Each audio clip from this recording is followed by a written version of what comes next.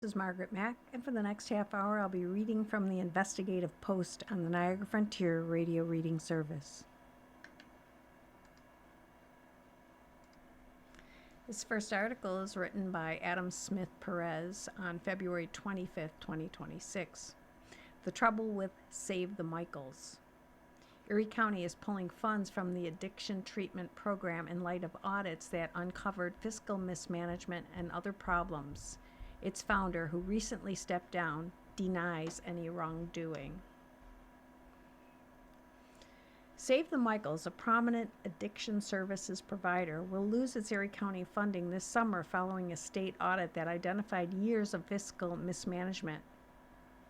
The county's decision to pull its support coincides with an Investigative Post investigation into the nonprofit agency that found slipshod financial practices, a hostile work environment, and inaction by state and local regulators.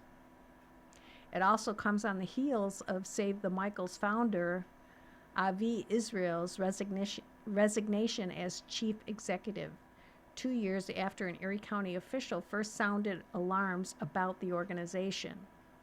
The Erie County Department of Mental Health told Investigative Post that it will not renew contracts with the nonprofit next year due to ongoing concerns with its management. A spokesperson for the department said the decision was based on findings from site visits and a 2024 audit conducted by the state's Office of Addiction Services and Supports. That agency distributes public funding for addiction treatment and prevention programs and regulates licensed providers, including Save the Michaels. The findings include, first, poor oversight of Israel's use of the nonprofit's money, including a loan, a raise, and out-of-state travel. Second, improper tracking of key employee hours.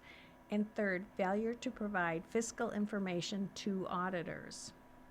Auditors noted that Israel and his wife were both paid employees and voting board members for Save the Michaels in violation of state policy.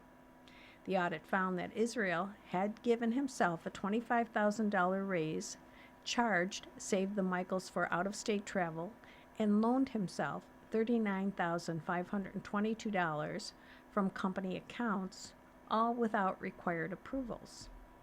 At this point, we do not have sufficient assurance that the state-identified deficiencies have been fully resolved in a manner that meets accountability standards required for continued contracting, a spokesman for the Department of Mental Health said in a statement. The county provides $715,893 in funds to Save the Michaels in 2025, according to the latest budget. That's more than 16% of its total revenue of about $4 million last year. The rest of its funding comes from state contracts, private donations, foundation grants, and Medicaid reimbursements. Israel offered no comment when asked about the loss of county funding. He announced his retirement in a Facebook post on December 26, effective January 1. On January 2, the organization announced that Jessica Petty, Israel's executive assistant and a Save the Michaels employee since 2019, would take over as CEO. Investigative Post has been looking into Save the Michaels management and performance for over 4 months.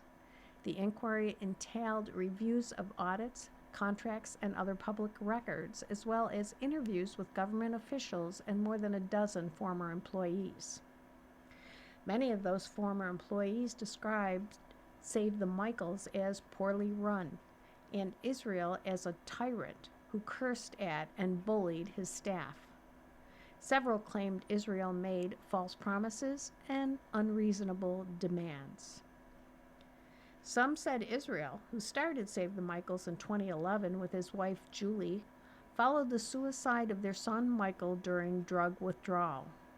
Following the suicide of their son Michael during drug withdrawal, was more interested in how much money Save the Michaels could obtain for treating addicts than he was in the outcome of that treatment.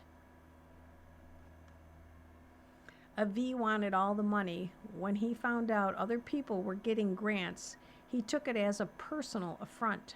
said Chuck Notaro, a transportation coordinator who worked at the organization from 2018 to 2020. He thought he was the best opportunity for everybody, and that's not the truth. Israel told Investigative Post criticisms come from disgruntled employees who will make up stories. He denied wrongdoing and said all the organization's practices and uses of company accounts are legal and above board. Israel defends Save the Michaels record. Israel told Investigative Post that Save the Michaels was founded in 2011 as an advocacy organization meant to raise awareness about overdose deaths and suicides.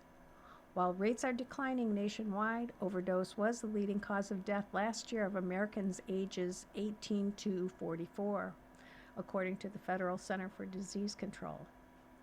From 2020 to the first half of 2025, a data analysis by Investigative Post of provincial CDC data found that at least 2,395 people died of overdoses in Erie and Niagara County. The Israel family's advocacy work began after the loss of their son, when they and other advocates, including other families who lost loved ones, pushed for a bill limiting the monitoring the overprescription of painkillers. The Internet System for Tracking Overprescription Act, was known as iStop, was signed into state law in June 2012. In recent years, Save the Michaels have run family and peer support programs through its Buffalo office. With the help of state grants, the organization also started a non-medical transportation program offering rides for individuals to get to drug court, rehab facilities, and the county jail. Save the Michaels opened a community center in Lockport and a residential integration program for men in Newfane in 2019 and 2022, respectively. Israel said his Newfane program has a 98% recovery rate, meaning almost all residents who go through it do not go back into using drugs. We lowered the overdose deaths, Israel said, and even though certain people take credit for it, it was really, believe it or not, the not-for-profit and families who have lost loved ones who did the hard work. He did not offer evidence to support his 98% claim, but a 2021 report on Buffalo's drug court system praised the organization's non-medical transportation program, saying it assisted greatly in getting participants to and from court. Israel estimated that at its peak, Save the Michaels had over 60 employees, but the organization now has nowhere near that, because Save the Michaels has gotten no funding. He told Investigative Post he stepped down as CEO in part because he hoped his retirement would result in less scrutiny from state regulators. In quotes, "To me, maybe if I announce that I'm retiring and stay in the background, maybe they'll stop picking on Save the Michaels," Israel said. He said he will continue to be involved with Save the Michaels as an advisor and a funder. Israel said he resigned 2 years ago after a state advisory board that recommends state funding for agencies like his because nothing was being done right, in quotes. He felt officials overseeing the state's response to the opioid epidemic care more about counting beans than about people who are attempting to recover from a disease. An unfinished project. It's been over 4 years since Save the Michaels announced a plan to renovate an East Side building to provide transitional housing and services to women who completed inpatient addiction treatment. The project, meant to be completed by winter of 2023, has yet to open. In August 2022, Save the Michaels purchased 228 Brinkman Avenue near the intersection of Walden and Bailey Avenues for $1. Shortly thereafter, the organization hired 34 Group, operated by former Buffalo Bill Thurman Thomas, as the project's contractor. By the end of 2023, Save the Michaels had paid 34 Group $224,444, according to a 2023 filing with the Internal Revenue Service. But the project still wasn't up and running. In 2024, Save the Michaels applied to the City of Buffalo for funding for the program. The city recently had received over $2.4 million from the state, a portion of its share of opioid lawsuit settlements, and was looking for proposals to put the money to use.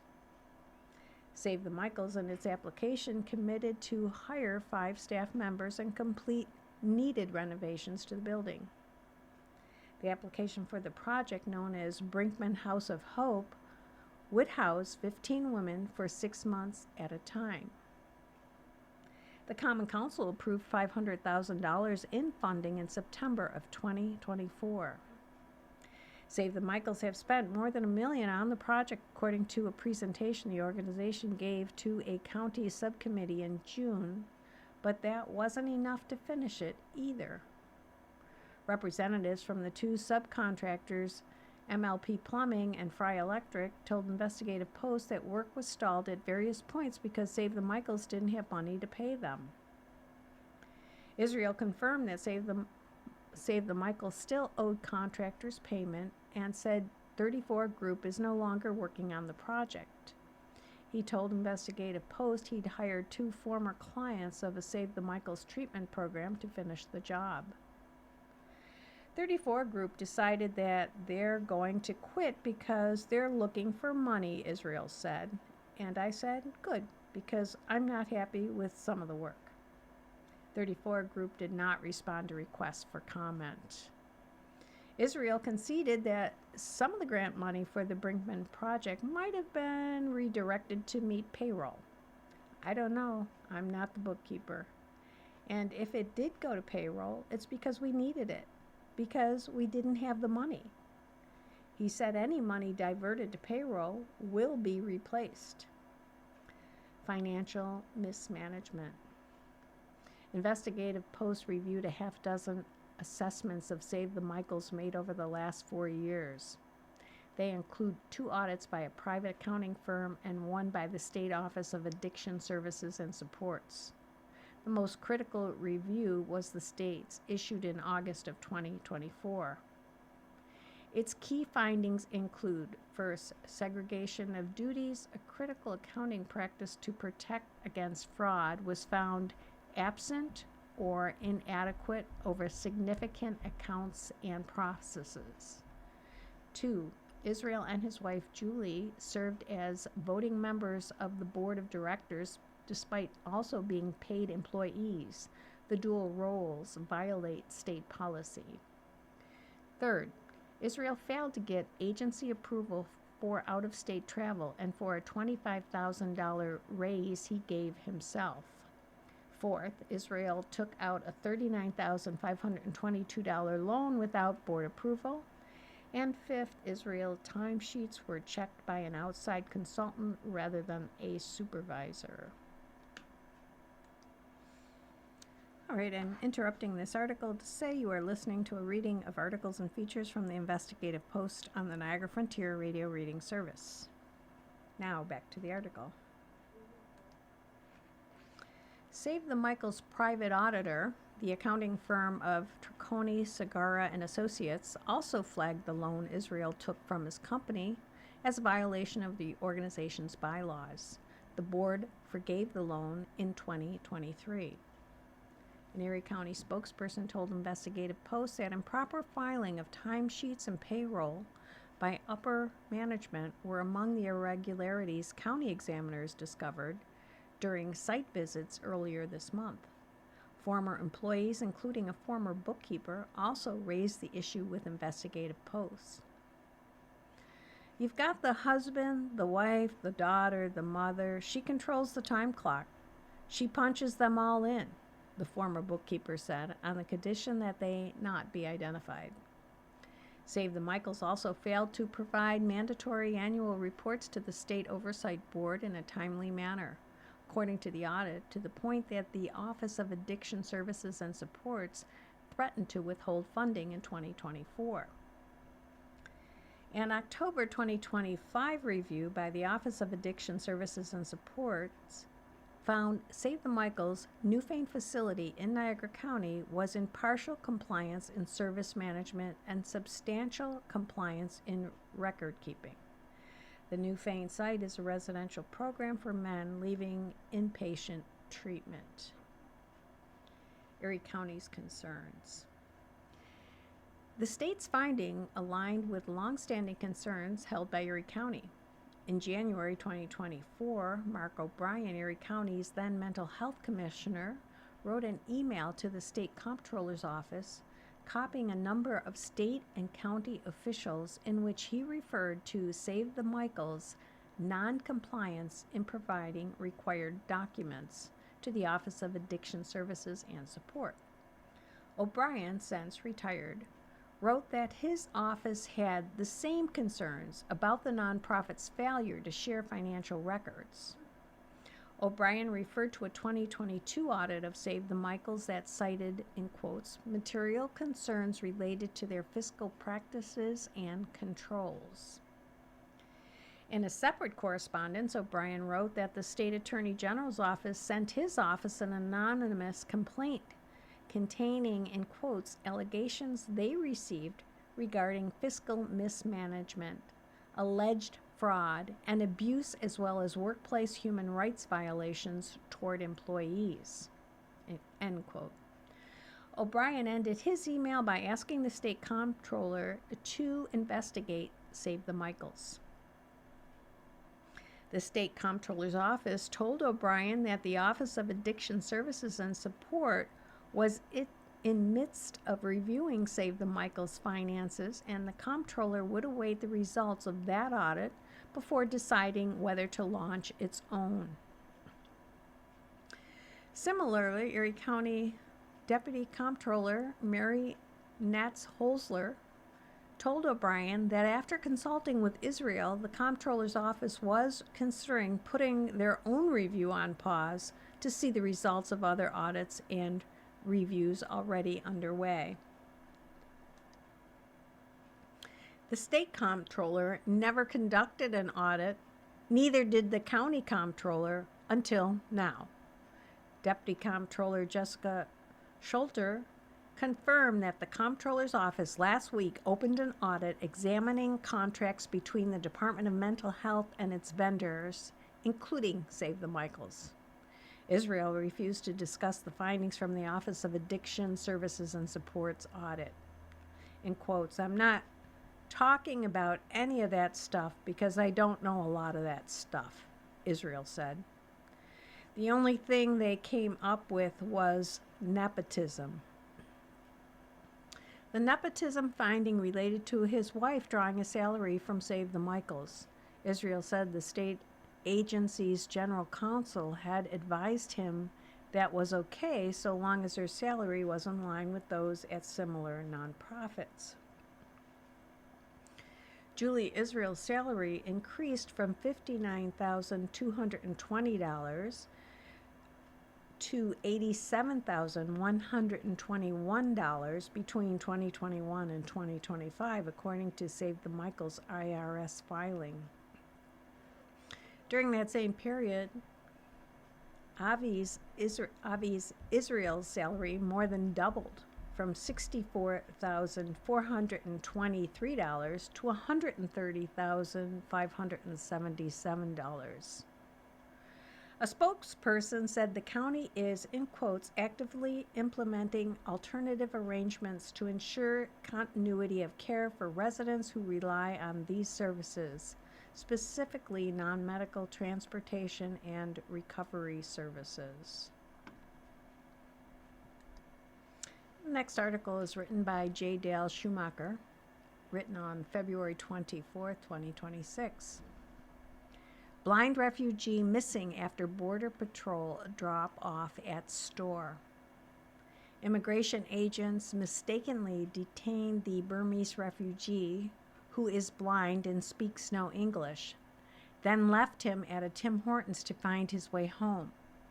He's been missing for 5 days. Attorneys and family members in Buffalo have spent the past 5 days searching for a nearly blind Burmese refugee after the Border Patrol agents dropped him off at a Tim Hortons on Niagara Street without notifying anyone. Worse, his attorney told Investigative Post, Buffalo Police Detective Richard Hay was handling the missing persons case and closed it for several hours, even though the man had not been found. The case was reopened as of Monday afternoon, Commissioner Craig Macy said. It's an active and open missing person case, Macy told Investigative Post. We'll continue to follow up. You should not have closed it, said attorney Benjamin Macaluso. Complicating matters, Macaluso told Investigative Post the man, Narul Shah Alam, can't speak or read English. He's worried he's suffering frostbite and barely alive. Shah Alam, Macaluso said, has been missing since Thursday night. Macaluso and Shah Alam's family, who arrived in Buffalo as refugees in late 2024, spent Friday through Sunday searching for him to no avail. The missing persons case was opened Sunday, Macaluso said, but closed Monday after High assumed Shah Alam was in ICE custody. He was not. In reality, Border Patrol agents had dropped him off at a Tim Hortons in Black Rock, about a mile from an old address where Shah Alam and his family used to live, leaving him to walk home. His family, however, has since moved, Macaluso said. He cannot use a phone, Macaluso said. He doesn't know his address. He doesn't know phone numbers. He can't communicate. He can't see, and they just left him. As of publication, Border Patrol had not responded to a request for comment, and Macaluso said he was still searching for his client. In a statement, Christopher Havatis, a spokesperson for the sheriff's office, confirmed Border Patrol agents picked Shah Alam up from the jail Thursday, but said the agency's responsibility for him ended there.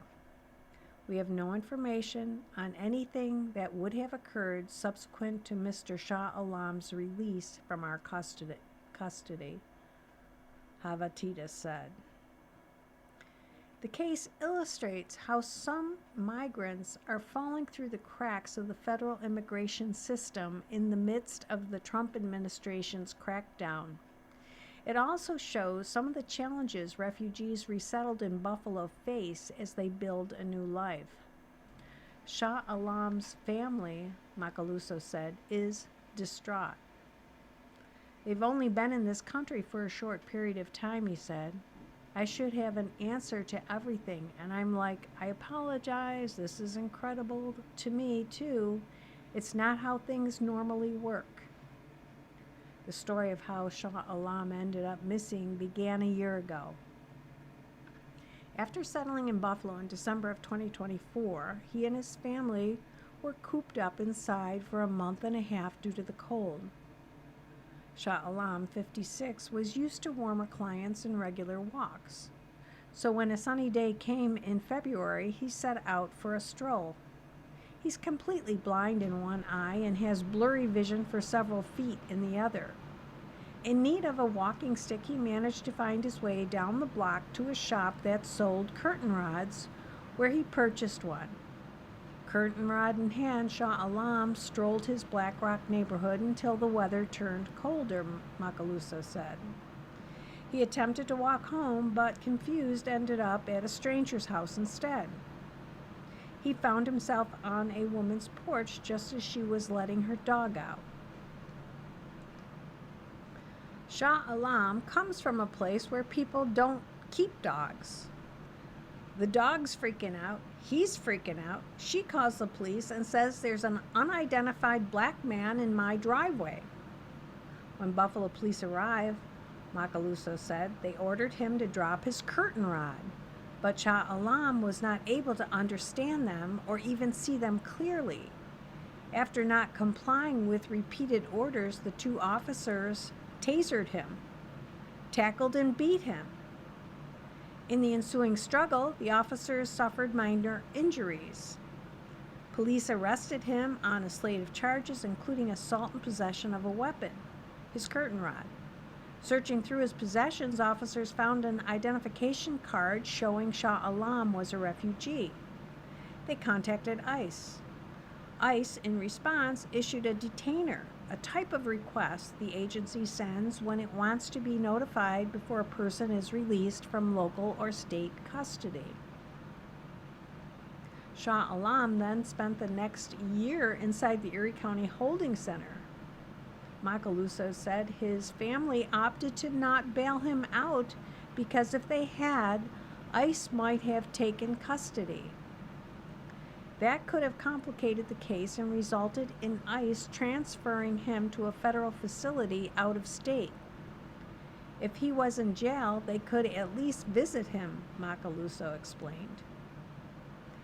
After months of hearings, Macaluso said they were nearing jury selection for a trial. The Erie County District Attorney's Office earlier this month offered Shah Alam a plea deal. That, Macaluso said, allow the case to be resolved in a way that reduced the likelihood of there being any reason for ICE to detain Mr. Shah Alam. When he was finally bailed out Thursday, ICE agreed and declined to detain him, Macaluso said. Macaluso, however, wasn't aware at the time ICE hadn't taken custody of his client. He said he spent all day Friday in Batavia in an effort to locate and have his client released from the immigration agency's custody. But agents at the detention center said he never arrived. I'm driving around, Macaluso says. I'm going to the Red Roof Inn. I'm going to the Citgo. I'm going around to every single convenience store within a mile radius. I went to the Genesee County Sheriff's Office. I went to Rochester Memorial Medical Center. Just anywhere I could think of that a confused, lost old man would be dropped off. Instead, the Erie County Sheriff's Office contacted Border Patrol, which took custody of Shah Alam for about 4 hours. Macaluso believed he was held at the Border Patrol station in the town of Tonawanda before agents drove him to the Tim Hortons at Black Rock. After spending the weekend searching shelters and other places in Buffalo, Macaluso filed the missing person report Sunday. Detective High, working the case on Monday, saw the ICE detainer, assumed Shah Alam was in federal custody, and closed the case, sources told Investigative Post. Macaluso said Detective High was working on outdated information and put his client in danger by closing the file. It's not the first time Detective High had been accused of erring on the job, an Investigative Post has previously reported. The non-Special Victims Unit detective was cited by the State Attorney General in 2025 for being repeatedly discourteous and unprofessional during encounters with civilians. End quote. Last year, the city paid $65,000 to settle a lawsuit brought by a motorcyclist. Detective High intentionally rear-ended with his patrol car while both were parked at a red light. Also last year, Detective High on a national podcast accused Buffalo school officials of covering up assaults on students and obstructing a police investigation into an attempted kidnapping at Dr. Charles R. Drew Science Magnet School.